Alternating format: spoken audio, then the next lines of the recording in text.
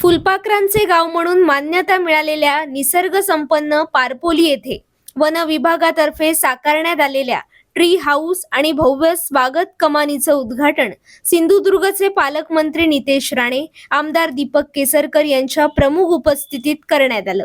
यावेळी उपवन संरक्षक मिलिश शर्मा, पारपोली सरपंच कृष्णा नाईक, जिल्हा बँक संचालक महेश सारंग, माजी नगरसेवक उदय नाईक, माजी पंचायत समिती सदस्य संदीप गावडे, सहाय्यक वनसंरक्षक सुनील लाड, वैभव बोराटे, उपसरपंच संदेश गुरव, वनक्षेत्रपाल प्रमिला शिंदे आदींसह वन विभागाचे अधिकारी, ग्रामस्थ मोठ्या संख्येने उपस्थित होते।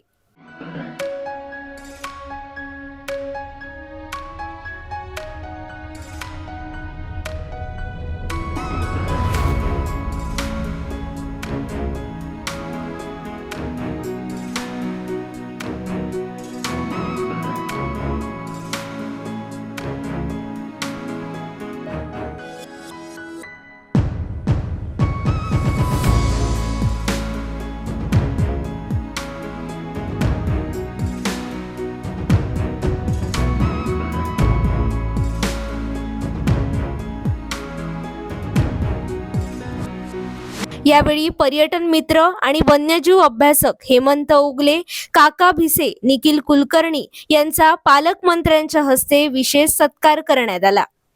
त्याचबरोबर ट्री हाऊसची संकल्पना प्रत्यक्षात राबवणारे प्रमुख कृष्णा परब, बाळा डांगी, राजेश कबिटकर तसेच ठेकेदार रुपेंद्र पेड्डी, अरविंद सावंत यांचाही सन्मान करण्यात आला।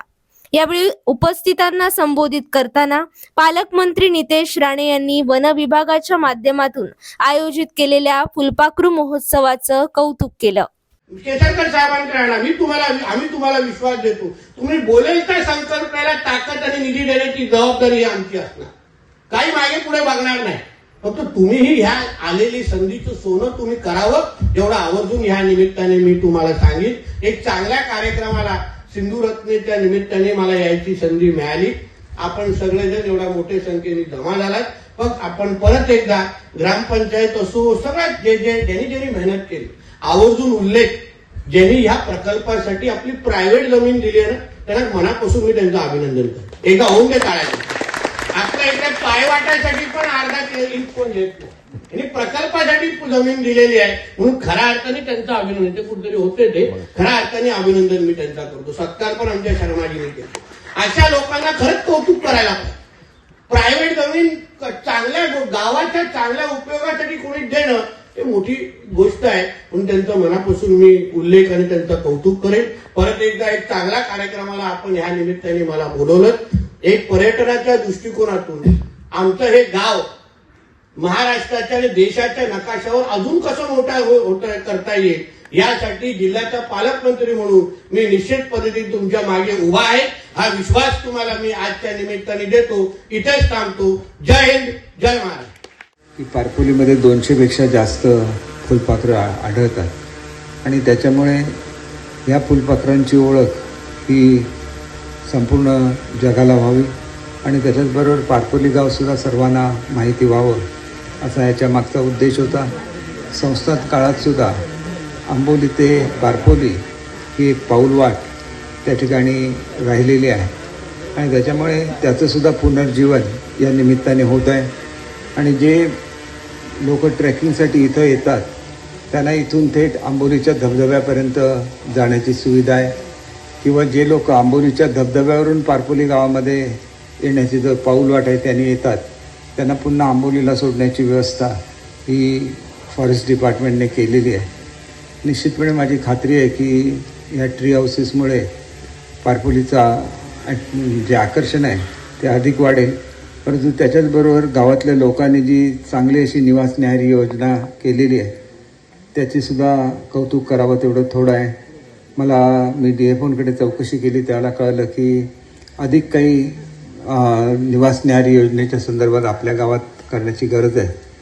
त्यावेळेला आमच्या कार्यक्रमाचं अजून आम्हाला सिंधुरत्न योजनेला मुदतवाढ मिळालेली नाही।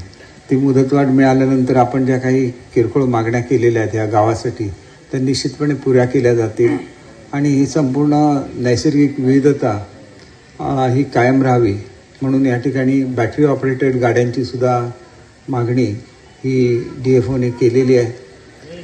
जर सिंधुरत्न योजना लवकर नाही सुरू झाली तर माझ्या आमदार निधीमधून अशी बॅटरी ऑपरेटेड वाहनं उपलब्ध करून दिली जातील अशी मी आपल्याला खात्री देतो आणि त्याच्यामुळे येणाऱ्या नागरिकांना सहजपणे इथपर्यंत येता येईल याची मला खात्री आहे.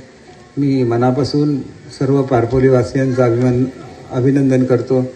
जे पत्रकार आणि पर्यटक या ठिकाणी आलेले आहेत त्यांचंसुद्धा हार्दिक स्वागत करतो आणि सिंधुरत्न योजनेतून जे रोजगार निर्मितीचं एक ध्येय आपण सर्वांनीच ठेवलेलं आहे ते या निमित्ताने पूर्ण होईल आणि गावामध्ये रोजगार निर्माण होईल अशी अपेक्षा करतो.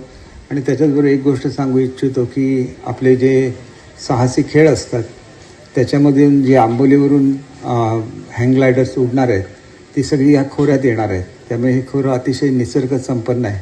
तुम्ही जर काश्मीरमधल्या कुठल्याही खोऱ्यामध्ये गेला तर तिथं जशा नद्या आहेत तिथं जसे डोंगर आहेत तसेच सगळे आपल्या ह्या गावांमध्ये आहेत. आपल्याला अजून त्याची महती ही अजून कळलेली नाही आहे, परंतु ज्यावेळेला पर्यटक मोठ्या प्रमाणात येतील त्यावेळेला निश्चितपणे या संपूर्ण गावांचा कायापालट होईल याची मला खात्री आहे आणि तसा तो व्हावा अशी मी ईश्वरचरणी प्रार्थना करतो आणि माझे 2 शब्द संपवतो. जय हिंद, जय महाराष्ट्र.